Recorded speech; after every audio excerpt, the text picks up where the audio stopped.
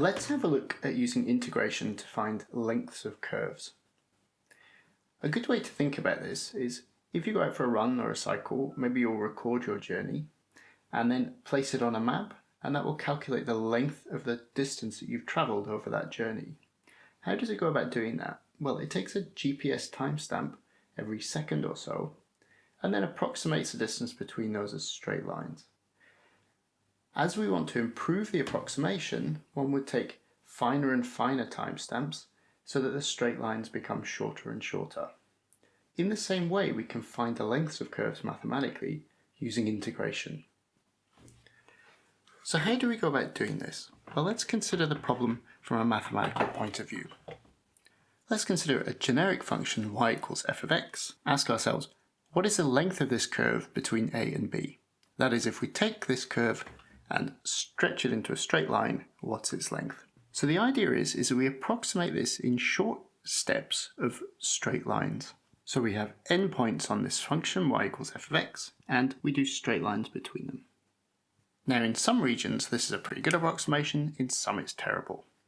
As we let the number of points on this curve go to infinity, that part will become irrelevant and we'll end up with an exact answer for the length of this curve. How do we find the length of these short intervals? Let's take a short section of the curve and a point on it, f of x. Let's use our concept of differentials in order to figure out what this length is. Let's draw a right angled triangle where we have a length dx and dy as the sides. Then this short length in here, ds, is dx squared plus dy squared. So we take a tangent to the curve at f of x, and the short length, ds, has a length given by ds squared is dx squared plus dy squared. So the length of the curve is the integral over these short lengths ds, from x equals a to x equals b. So this is in the language of differentials, and I can write this schematically as the square root of dx squared plus dy squared. So a funny looking thing, it's not really very useful to write it like this, but if we use differentials, then dy is f prime of x times dx, and therefore I can write ds as the square root of 1 plus f prime squared times dx. And this is a much more useful way to write down the infinitesimal length ds, for which I can substitute into the integration formula. The length then is the integral from a to b of the square root of 1 plus f prime squared dx. I now have a dx which tells me I'm integrating with respect to x. Let's quickly do another derivation of the arc length formula.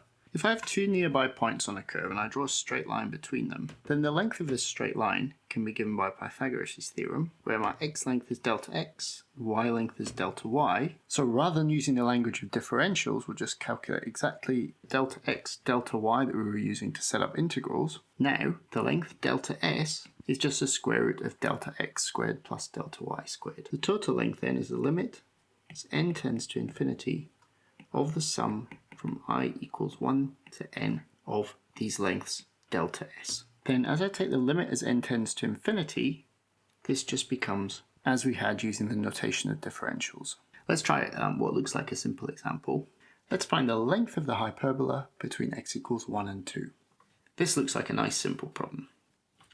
So we just want to find the length of the hyperbola between these 2 points. Okay, let's use our new formula to calculate this. So L is just the integral from 1 to 2, square root of 1 plus the derivative of the function squared.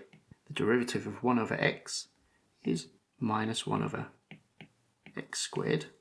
We square that, take the square root of the whole thing, dx. This becomes, now it turns out this integral can't be done analytically. You can have a try, but it can't be done. It's actually called an elliptic integral. It's part of a larger class of functions that we discussed a bit earlier. One can do this numerically, and this comes out to be approximately 1.132. So that last step is not an examinable step, but one can calculate integrals numerically, and it comes out to be like that. It turns out finding the length of parametric curves is often a little bit easier. If we go back to our example that we came in with using a GPS recorded timeline of a run or a bike ride, that actually is an effective parametric curve that's traced out on a map using time as a parameter with x and y coordinates of your journey located on the map. In maths, we can write down the following. Given x is a function of t and y is a function of t, we can write the following. So this now tells us ds proportional to dt, where this is now the integration variable. Okay, and then we form the integral in the same way, but we now integrate with respect to t and not with respect to x. Again, it's easier to see this with an example. Let's use this idea to find the circumference of a circle. Of course, we know what this answer should be, so there's a nice test case to see how to use this formula. So our parametric equations for a circle are x equals r cos theta, y equals r sine theta. And this means that the length that I'm interested in is the integral from 0 to 2 pi. So as theta goes from 0 to 2 pi, we trace out the full circle. We have the square root of dx by d theta squared, which is r squared sine squared theta, plus dy by d theta squared. This comes out to be, because sine squared plus cos squared is 1, it's the integral from 0 to 2 pi of r d theta, which just comes out to be 2 pi r, as we would have hoped for. Let's try another example of a parametric curve. Let's go back to the cycloid. So if we just remember what the cycloid looks like, it's a function which looks like this as a wheel rotates, and we want to find the total length of one arch of this.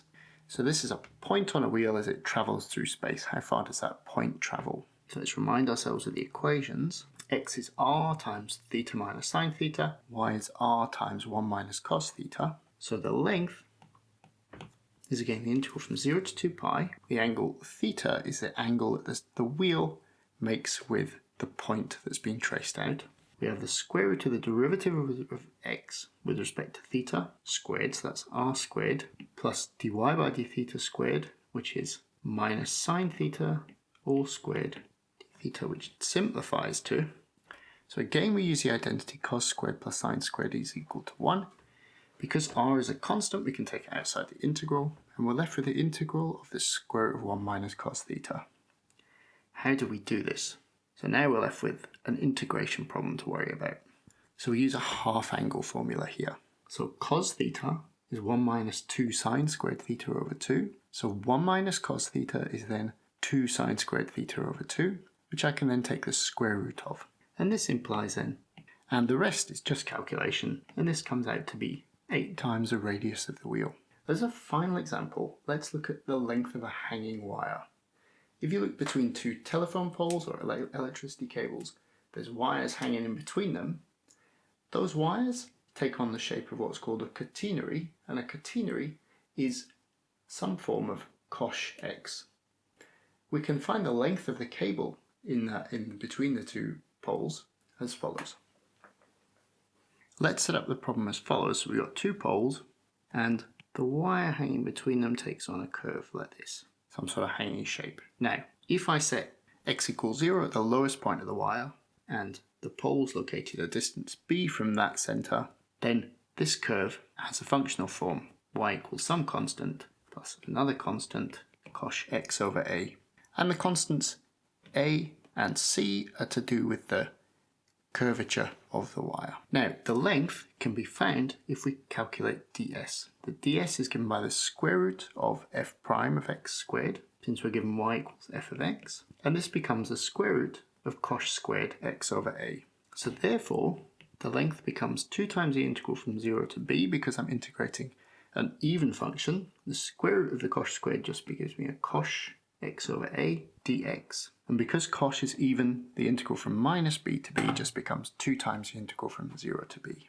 Integrating, and this is equal to 2a sine b over a. So it's a nice example of a problem that can be done analytically.